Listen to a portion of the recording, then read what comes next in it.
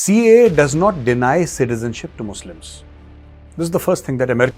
If Hindus and Muslims cannot coexist, and if this is what the Pakistanis feel, why would the Pakistani Muslims want to stay in a quote-unquote Hindu? And I just wonder why the CIA would like to comment on Arvind Kejriwal's sentence or Arvind Kejriwal. Jai friends, I'm Major Gaurav and you're watching the CHANAKYA Dialogues English. Like this video, subscribe to our channel and don't forget to press the bell icon.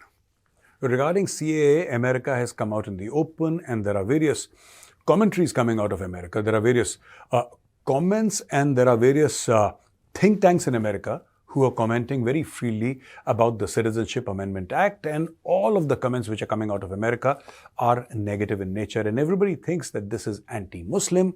They think that it excludes CAA. Now, to me as an Indian, a person who's gone through the CAA, who's gone through the text, it seems to be a very logical act, and I don't know what America's problem with this thing is. And I'll just tell you what the gist of this news is. And the United States Commission on International Religious Freedom expresses concern over India's notification to implement the CAA, stating no one should be denied citizenship based on religion or belief. First of all, nobody is denying citizenship to anybody. CAA does not deny citizenship to Muslims. This is the first thing that Americans should know, and I think the NRIs, I would request our NRI brothers and sisters in the United States of America to educate American politicians. They are not as smart as we thought they were. At least I thought that some of the American politicians were very smart. Seems they are stupid. CAA does not deny Muslims of Afghanistan, Pakistan and Bangladesh, the three countries that we are talking about in the CAA. It does not deny them citizenship. Number one. It merely states that the minorities there will get some sort of a discount. And this discount from 11 years or so comes down to around 5 years. They get a discount. That is number one. Number two, this is impacting only those who are already in India and who were in India before 31st of December 2014. So it's not about getting people from outside, it's about people who are already inside India. And it is not that Muslims from other countries do not get citizenship in India.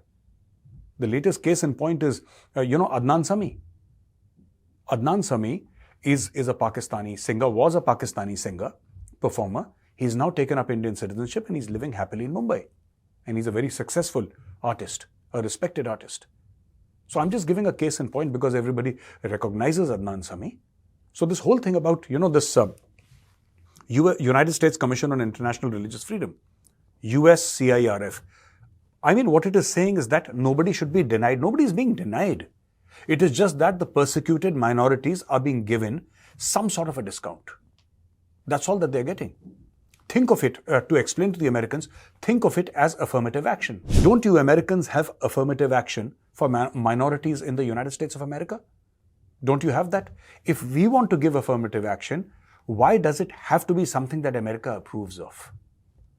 I think the Americans, they have, lost touch with the reading habit, but they should get in touch with Indians or go to the internet and download the CAA and actually read it before commenting. Don't depend upon WhatsApp forwards, please.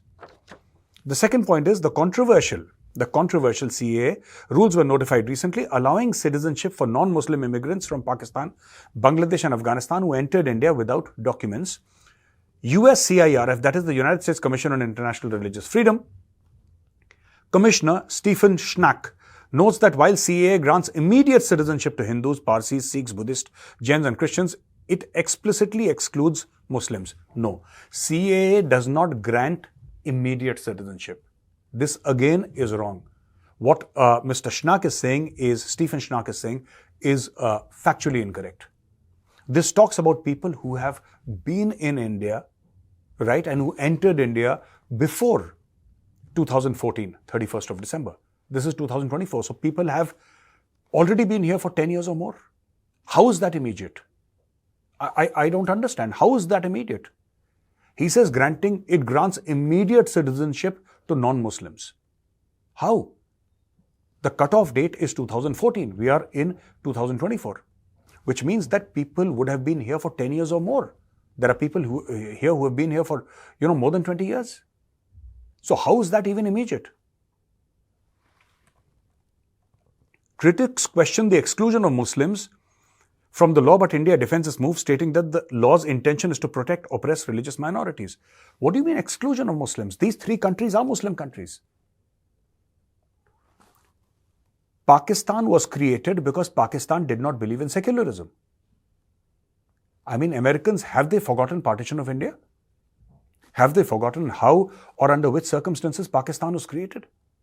Pakistan was created primarily because at that point in time, a lot of Muslim leaders in pre-partition India believed, and that is the entire point of the two-nation theory. The entire point of the two-nation theory is, or what the two-nation theory says, is that Hindus and Muslims are two different civilizations. They cannot coexist. They cannot coexist. And if they coexist, there will be chaos. There will be bloodshed. So it is only just and proper that another state is created for the Muslims of India called Pakistan. And that is the premise of how, that is the premise of Pakistan, and that is how Pakistan was created. It is called the two-nation theory, and the Pakistanis stand by it. Even today, they stand by it. They say that the two-nation theory is valid. So any Pakistani who's opposing the CAA, does he mean to say that the two-nation theory was an absolute fraud? If Hindus and Muslims cannot coexist, and if this is what the Pakistanis feel, why would the Pakistani Muslims want to stay in a quote-unquote Hindu India? What is the logic of that? Then they say that the Foundation of India and Indian Diaspora Studies clarifies that CAA aims to provide citizenship to oppressed minorities in India's neighboring Islamic countries. And FIIDS, the Foundation of India and Indian Diaspora Studies, hopes that USCIRF and other institutions will accept this clarification addressing concerns about minorities. So, you see, the whole thing is that the Americans, they will use all these think tanks and all these institutions that they made in America to pressurize India. To pressurize India into acting the way they want India to act. But the fact of the matter is that this law is not against any country. I would like to ask Pakistanis, if you're listening to this and if you can make head or tail out of what I'm saying, I would request Pakistanis to write in the comment section, do you want Indian citizenship? I'm talking to Pakistani Muslims here. Are you proud Pakistanis or do you want Indian citizenship? If you want Indian citizenship, let us know. Disavow the two-nation theory. Say that Jinnah was an absolute fraud. Say that the partition of India was an unmitigated disaster. Say that. Say that publicly. Swear fealty and loyalty to the Indian Constitution, and then we'll see. But you can't say that we oppose CAA and then say that we believe in the two-nation theory, because these two things are diametrically opposite to each other. You can't have both. You just cannot have both. And the problem is that you have had both for a very long time. I'm not talking about these things, I'm talking about other things. You've been hunting with the hare, running with the hounds, and you've had best of both the worlds, but, thus far and no further. And this is what I'd like to tell the Americans, and I would request the NRIs everywhere across the world, especially in the UK, especially in the US, to educate the Western audiences, educate the Western, politicians, and tell them that for heaven's sake, before you open your mouth in public, at least read that document. At least read it. And then feel free to comment. Now, China has made a statement regarding the alleged plot to assassinate Khalistani terrorist Gurpatwant Singh Pannu, and China targets India, stating that no one should go against international relations and laws should be respected. China's foreign ministry statement addresses America's alleged accusation that India plotted the murder of an American Sikh leader in retaliation. China hopes that relevant countries will adhere to fundamental standards. Basically, I'll tell you what's happening, ladies and gentlemen. This is nothing but a bare-knuckled fight between China and India.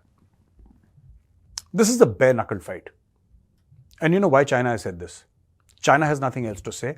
Essentially, Dr. S. Jaishankar, India's foreign minister, went to Manila and he said that in the dispute between Philippines and China, and I've covered this in the Chanakya Dialogues Hindi today, or this bit of it, that when he went to Manila, Dr. Jaishankar very clearly told the Filipinos that, hey, we stand with you in this entire dispute of the South China Sea, which China is raking up unnecessarily. We stand with Philippines.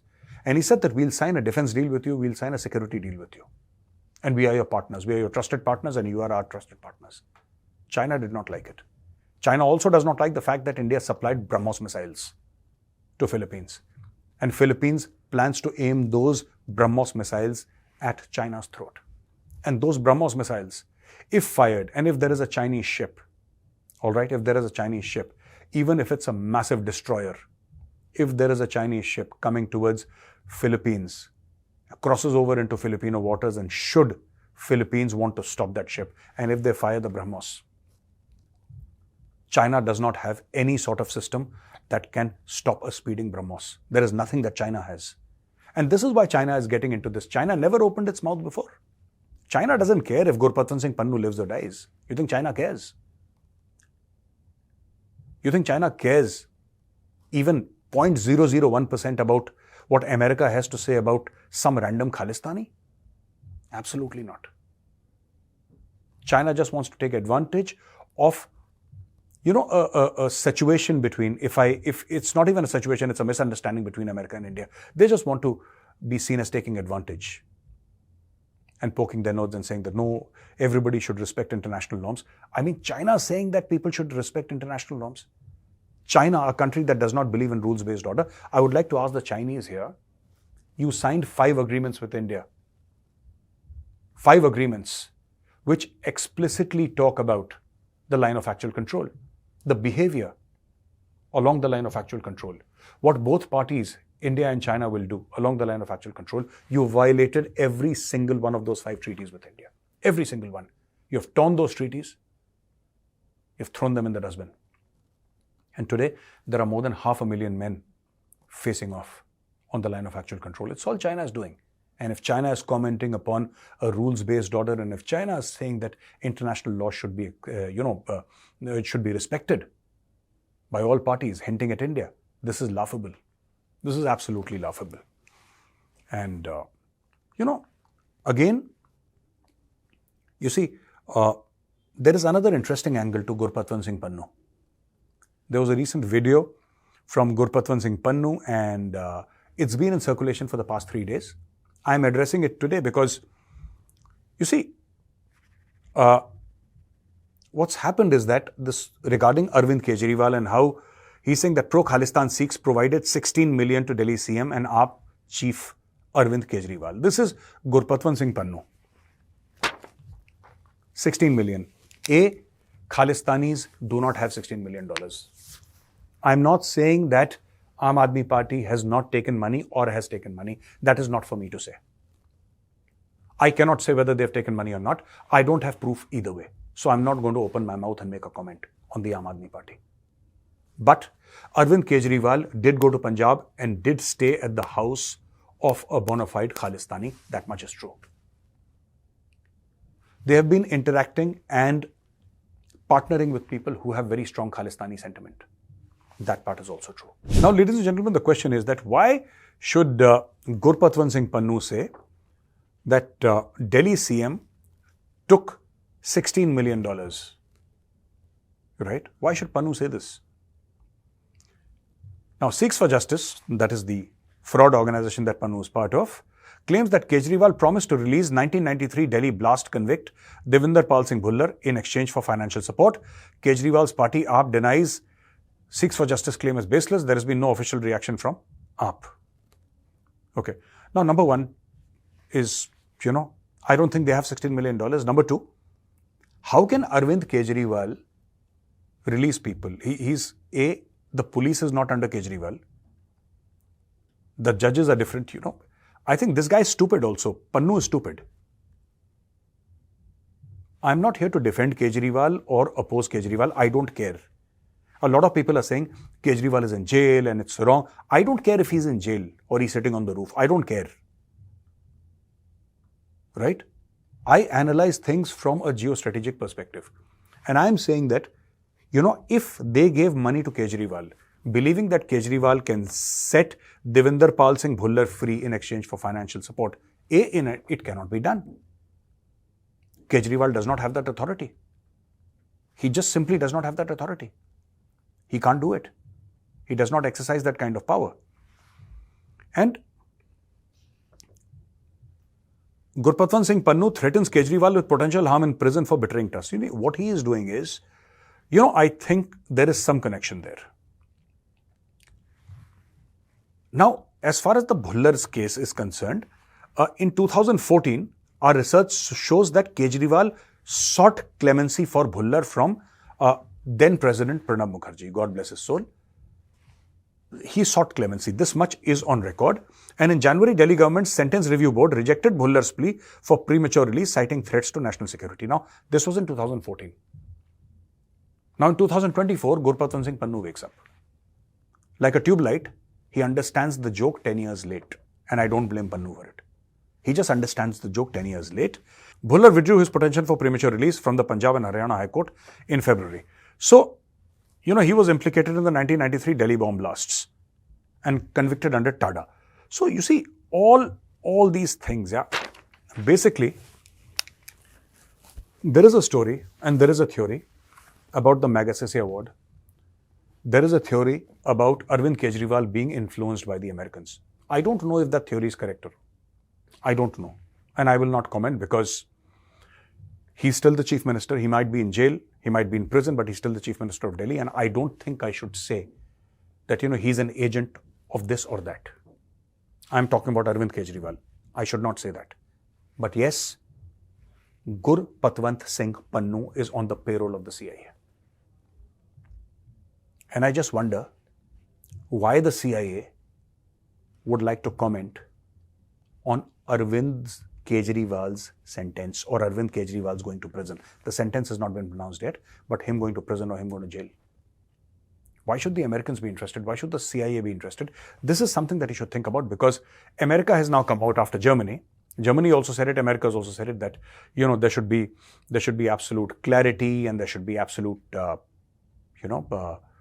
transparency in the way Arvind Kejriwal is sentenced or how this case is taken up. Obviously, there will be. India is a democracy. India is a far better democracy than America. We saw what happened. We saw the insurrection that happened in Capitol Hill. We saw all of that when Trump was president and when he lost the election. We saw all of that. So I think the Americans should just shut up. Those days of America is a great nation are gone. Nobody cares about you. Right? So I think you should just stop poking your nose and don't think that you were the superpower that you were in the 80s and 90s because that is not true. Your leader is Joe Biden. Look at Joe Biden. Does that give you a sense of confidence? React accordingly. And as far as India is concerned, let the Supreme Court take a decision on Arvind Kejriwal. Let the Supreme Court do whatever it wants to do. I am nobody. As an Indian citizen, I am nobody to pronounce Arvind Kejriwal guilty or innocent. I am nobody. Similarly, the United States of America or any citizen thereof, they're absolutely nobodies. They can't comment on India's judicial matters. They can't do that. We never said that your country is going to the dogs after the insurrection, after people with, rifles and automatic guns landed up in Washington and said that we'll take over the White House. India didn't say anything. India didn't say that America is a banana republic. It's not that we don't feel America is a banana republic. We just like to mind our own business. And I think Americans, you should do the same. And I would request all NRIs in the United States of America and UK and Australia, right, and Canada to educate your politicians. Because honestly speaking, and I don't mean any insult, but I think your politicians are not very smart. They're not very smart. They don't understand that CAA does not deny citizenship to Muslims. Muslims are applying for citizenship of India and they are getting citizenship of India. Nobody is denying them anything. Think of this as affirmative action, in which we said that the minorities get a time benefit. That's it. This is not denial of citizenship to anybody. With that, I come to the end of my video today, ladies and gentlemen. Thank you very much for watching. If you like this video, press the like button, subscribe to our channel, and don't forget to press the bell icon. Jai Hind, Vande Mataram, Bharat Mata Ki Jai.